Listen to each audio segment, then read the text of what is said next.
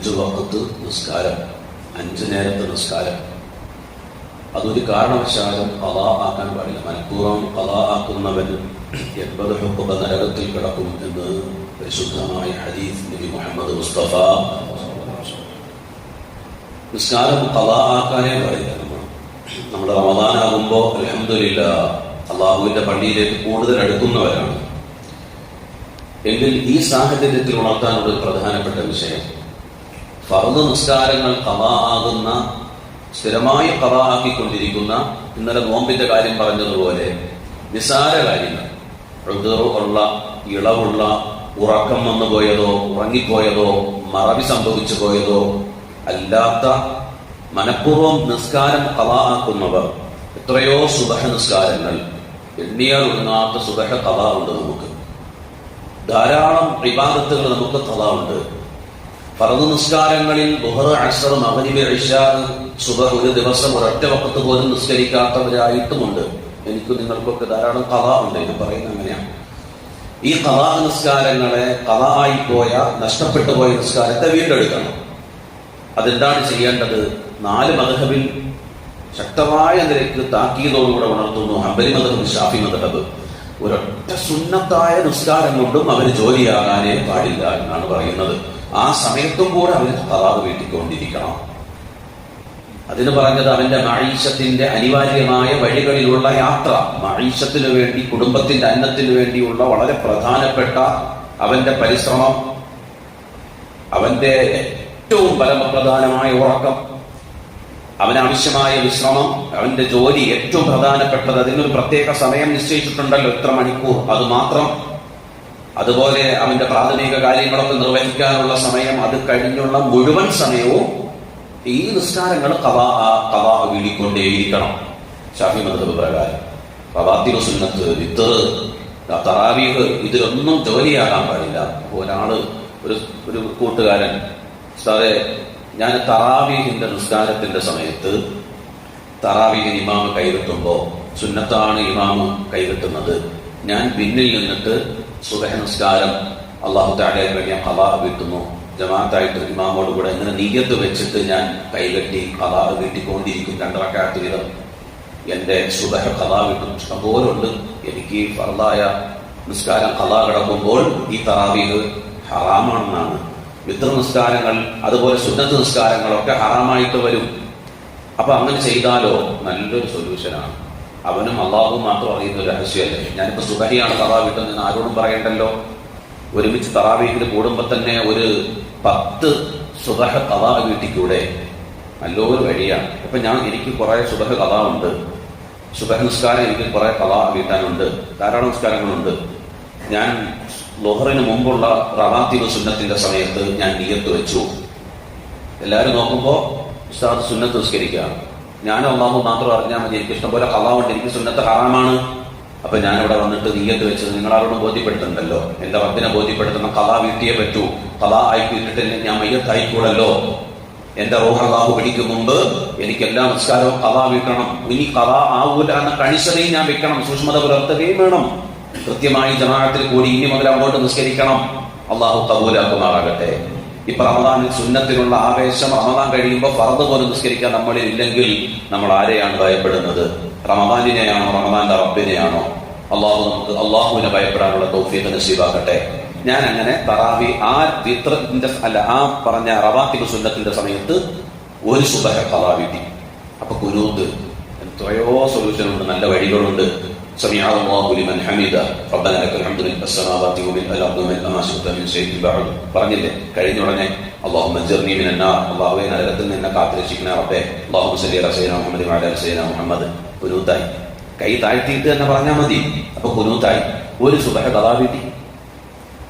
അപ്പൊ തറാവീഹ് നിസ്കാരത്തിന്റെ ഇടയിൽ സുന്നത്തിന് വേണ്ടി ജോലിയാകരുത്.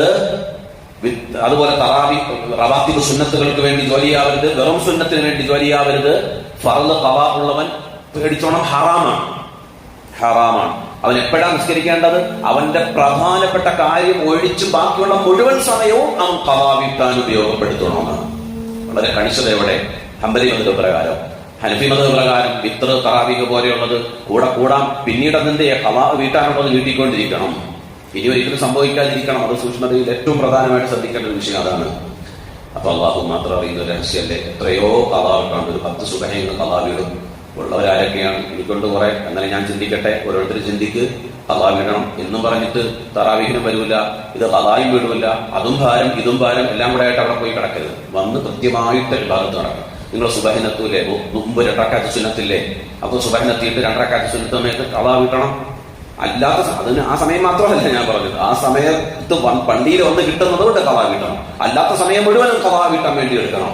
പ്രധാനപ്പെട്ട കാര്യങ്ങൾ ഒഴിവാക്കിയിട്ട്, ആ സമയം ഒഴിവാക്കിയിട്ട്. അള്ളാഹു കബൂലാക്കുമാറാകട്ടെ. നബിയുനാ സ്വല്ലല്ലാഹു അലൈഹി വസല്ലം മിഅ്റാജിന്റെ യാത്ര ഇങ്ങനെ പോവുകയാണ്. അപ്പോൾ വലിയ സുഗന്ധം അടിച്ചു വീശുന്നു. അള്ളാഹുവിന്റെ റസൂൽ ചോദിച്ചു, ഒരു മണമാണ്, സുഗന്ധം, ഹൃദ്യമാണ്, നല്ല രസമുണ്ടല്ലോ. ജിബ്രീൽ പറഞ്ഞു, മാഷിത്തയുടെ ഖബറിൽ നിന്നാണ് നബിയെ അത് വരുന്നത്.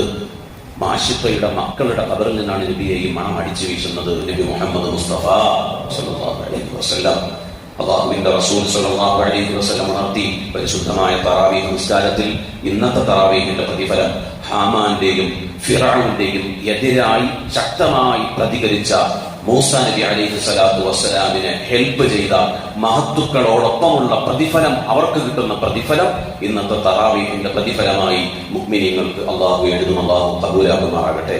പരിശുദ്ധ ഖുർആൻ സൂറത്തുൽ ഗാഫിറിൽ മുഅ്മിനു ആലി ഫിർഔൻ, ഫിർഔന്റെ കുടുംബത്തിൽ നിന്നുള്ള ഒരു മുഅ്മിനെ കുറിച്ച് റളിയല്ലാഹു അൻഹു ഉണർത്തുന്നുണ്ട്.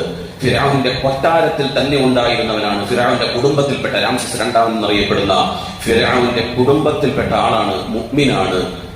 ഒരാളെ വിളിച്ചിട്ട് കൊന്നുകളയാണ് അയാളുടെ വിശ്വാസത്തിന്റെ പേരിൽ. മൂസാ നബിയെ കൊല്ലാൻ കൽപ്പിക്കുകയാണ്. ആ സമയത്ത് ചോദിച്ചു, അള്ളാഹുവാണ് ആരാധനയ്ക്കർഹൻ എന്ന് വിശ്വസിച്ചതിന്റെ പേരിൽ ഒരാളെ കൊല്ലുകയോ എന്ന് ശക്തമായി ശബ്ദമുയർത്തിയ ഒരു മഹാവ്യക്തിത്വമാണ്.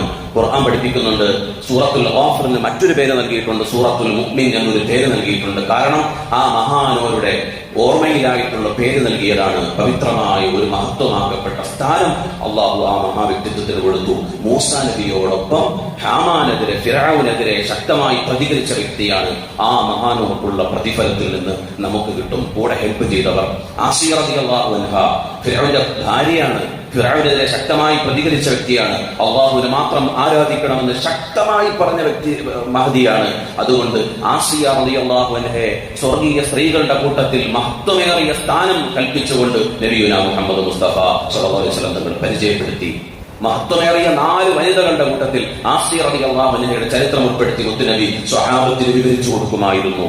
ആ ആസിയ റളിയല്ലാഹു അൻഹ മഹാനായ മൂസാ നബി അലൈഹി സ്വലാത്തു വസ്സലാമിന് ഹെൽപ്പ് ചെയ്ത ആളാണ്. ഫിർഔനെതിരെ, ഹാമാനെതിരെ ആസിയ റളിയല്ലാഹു അൻഹ. അതുപോലെ തന്നെ മാഷിത്ത എന്ന് പറയുന്നത് ഫിർഔന്റെ കൊട്ടാരത്തിലെ ഫിർഔന്റെ പ്രിയപ്പെട്ട മകൾ അൻസ എന്ന് പേരുള്ള, അങ്ങനെ ചരിത്ര ഗ്രന്ഥങ്ങളിലൊക്കെ കാണുന്നു, അൻസ എന്ന പേരുള്ള ഒരു മകളുണ്ട് ഫിർഔന്.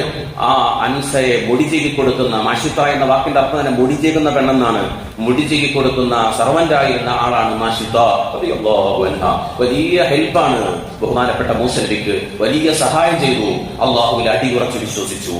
ചീപ്പിങ്ങനെ തറയിലേക്ക് വീണുപോയി. കൊതുന്ന സമയത്ത്, ചീകുന്ന സമയത്ത് കയ്യിൽ നിന്ന് വീണുപോയി. ബിസ്മില്ല എന്ന് പറഞ്ഞത് എടുക്കുമ്പോ പ്രിയപ്പെട്ട മകൾ അൻസ ചോദിച്ചു, ബിസ്മില്ല, നിങ്ങൾ ഉദ്ദേശിച്ച എന്റെ വാപ്പച്ചിയാണോ എന്ന് ചോദിച്ചു. അല്ല, അള്ളാഹുവിനെയാണ്. നിന്റെയും നിന്റെ വാപ്പച്ചിയുടെയും എന്റെയും മൂസയുടെയും എല്ലാ ആസിയയുടെയും എല്ലാവരുടെയും അള്ളാഹുവായ റബ്ബ് ആയ പരമോന്നത ശക്തിയായ അള്ളാഹുവിനെയാണ് ഞാൻ ഉദ്ദേശിച്ചതെന്ന് പറഞ്ഞു. അങ്ങനെ വാർത്ത ഉടൻ തന്നെ ഫിർഔന്റെ ചെവിയിലെത്തി. ഉടനെ വെട്ടിത്തിളപ്പിച്ച് ശക്തമായി തിളച്ചു മറിയുന്ന എണ്ണയിലേക്ക് മാഷിത്ത റളിയല്ലാഹു അൻഹയുടെ പ്രിയപ്പെട്ട മക്കളെ ഓരോന്നോരോന്നായിട്ട് ആ എണ്ണയിലേക്ക് ഇട്ട് വേവിക്കാൻ തുടങ്ങി, പൊരിക്കാൻ തുടങ്ങി. മുന്നിലിട്ട് അവരുടെ കണ്ണ് നിറഞ്ഞൊഴുകുമ്പോഴും അല്ലാഹുവിൽ ഉറച്ചു നിന്നു.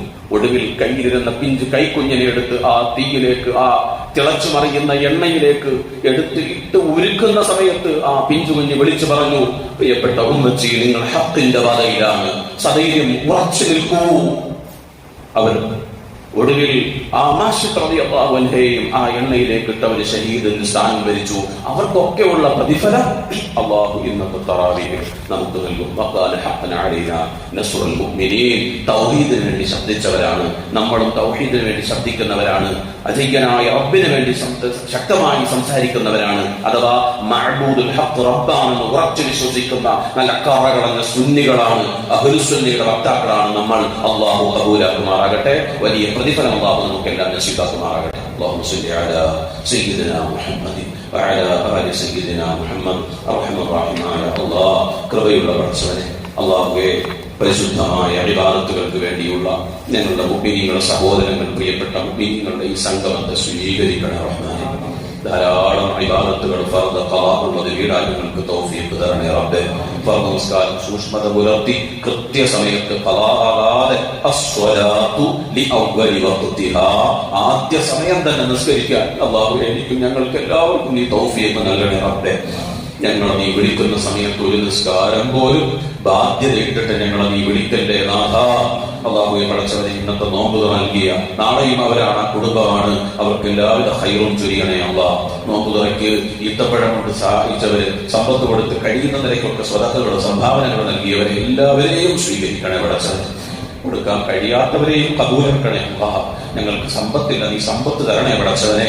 നന്മകൾക്ക് പ്രയോഗിക്കാൻ ഉപയോഗപ്പെടുത്താനുള്ള സമ്പത്ത് ഞങ്ങൾക്ക് നൽകണേ റഹ്മാനെ. നല്ല നിയ്യത്ത് നൽകണേ റഹ്മാനെ. അതിനുള്ള എല്ലാത്തിനുമുള്ള തൗഫീഖ് നൽകണേ റബ്ബേ. അല്ലാഹു, നോമ്പ് തുറങ്ങിയ കുടുംബത്തിന്റെ പ്രിയപ്പെട്ട മകൻ അല്ലാഹുവേ, വിപത്തുകളിൽ നിന്ന് കാവലാക്കണേ അല്ലാഹ്. നല്ല ഓർമ്മ കൊടുക്കണേ അല്ലാഹ്. അല്ലാഹ്, തകരാറുകൾ, പ്രയാസങ്ങൾ എന്താണെങ്കിലും നീ മാറ്റണേ റബ്ബേ. നോമ്പുകാരുടെ ദുആഇന് ഇജാബത്ത് നൽകണേ അല്ലാഹ്. ആ പൊന്നുമകന് സലാമത്ത് നൽകണേ അല്ലാഹ്. അവർക്ക് ഖിദ്മത്തിലായി കഴിയുന്ന മുഴുവൻ പേരെയും നീ അനുഗ്രഹിക്കണേ അല്ലാഹ്. ആ കുടുംബത്തിൽ ഐശ്വര്യവും സമാധാനവും നീ നിലനിർത്തി കൊടുക്കണേ റഹ്മാനേ. അല്ലാഹുവേ, റയ്യാനിന്റെ ബാബിലൂടെ അവരുടെ കുടുംബത്തിൽ മരണപ്പെട്ടു പോയ എല്ലാവരെയും നീ വിളിക്കണം, ഞങ്ങളെയും നീ വിളിക്കണേ റബ്ബേ. ആ പവിത്രമായ സുന്ദര സുവനത്തിന്റെ വാതിൽ മുഅ്മിനീങ്ങളായ ഖൈറിന്റെ അഹലുകാരായ നോമ്പുകാർക്കുള്ളതാണ്. ഞങ്ങളെ നീ കടമകൾ നിറവേറ്റിയ നോമ്പുകാരാക്കി സ്വീകരിക്കണേ അല്ലാഹ്. പരിശുദ്ധമായ റമളാൻ ഞങ്ങൾക്കെല്ലാം അനുകൂല സാക്ഷിയാക്കി തരണേ റഹ്മാനേ. ബിഹഖ്ഖി നബി മുഹമ്മദ് സ്വല്ലല്ലാഹു അലൈഹി വസല്ലം അലിഹി വസ്വഹ്ബിഹി അജ്മഈൻ.